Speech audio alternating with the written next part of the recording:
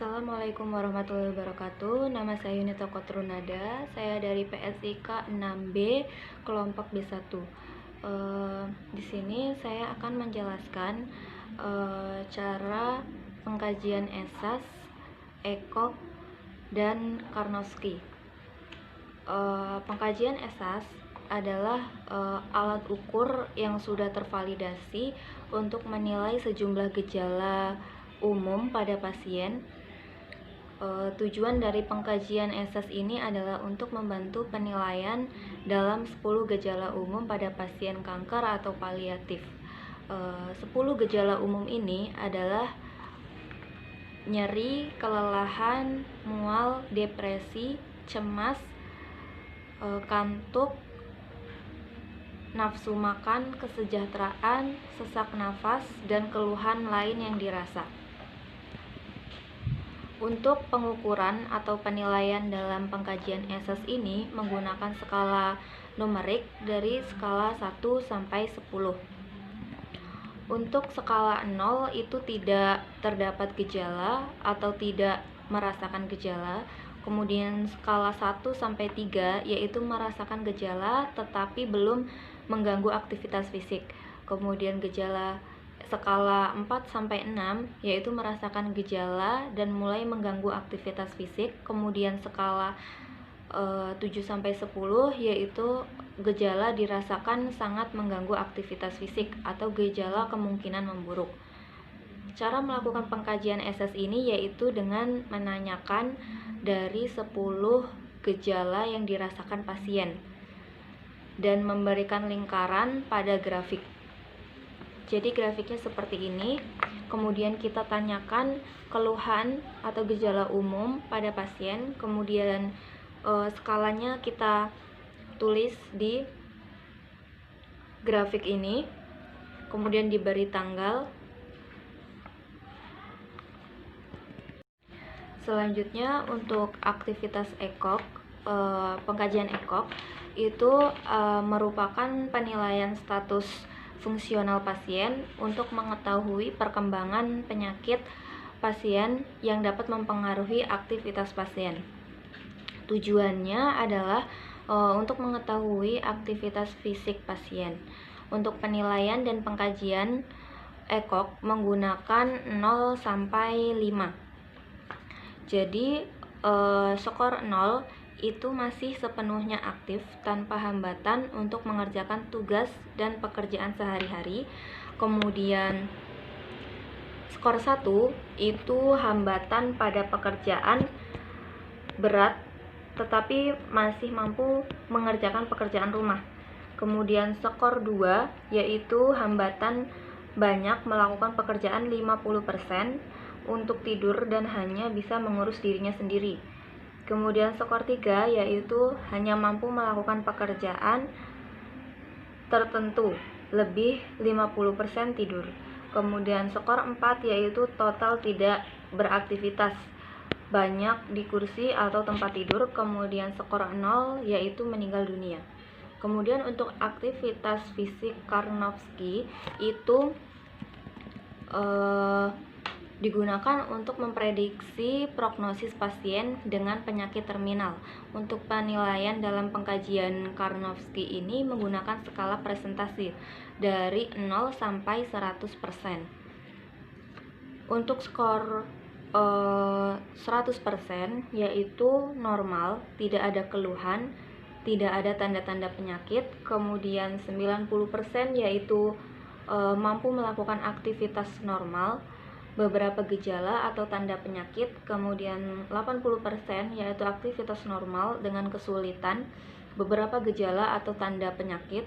Kemudian 70% yaitu merawat diri, tidak mampu melakukan kegiatan normal atau bekerja. Kemudian 60% yaitu membutuhkan bantuan, dapat mengurus kebutuhan paling pribadi. Kemudian 50% itu sering memerlukan bantuan, sering memerlukan perawatan medis. Kemudian 50% yaitu cacat, membutuhkan perawatan dan pertolongan khusus. Kemudian 30% itu cacat, diindikasikan masuk rumah sakit, tetapi tidak ada risiko kematian. Kemudian 20% itu sangat sakit, sangat membutuhkan perawatan inap, memerlukan pertolongan suportif. Kemudian 10% yaitu hampir meninggal, progresivitas penyakit cepat dan mematikan, dan 0 yaitu meninggal dunia.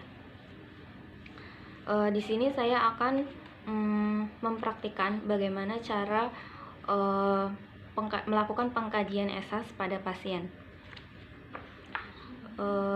Di sini saya perawat nada, saya sudah mencuci tangan, saya sudah mempersiapkan alat, saya sudah membaca rekam medis pasien. Pasien bernama Ibu Siti. Pasien membutuhkan pengkajian ESAS dan saya siap bertemu dengan pasien. Assalamualaikum Ibu, perkenalkan nama saya perawat nada. Di sini saya yang bertugas pada pagi hari ini. Ibu dengan Ibu Siti ya Bu. Baik Ibu, di sini saya akan melakukan pengkajian ESAS yang tujuannya adalah untuk membantu penilaian dalam 10 gejala umum pada Ibu. Nanti prosedurnya saya akan menanyakan 10 gejala umum pada Ibu dan Ibu bisa menjawab skornya saja.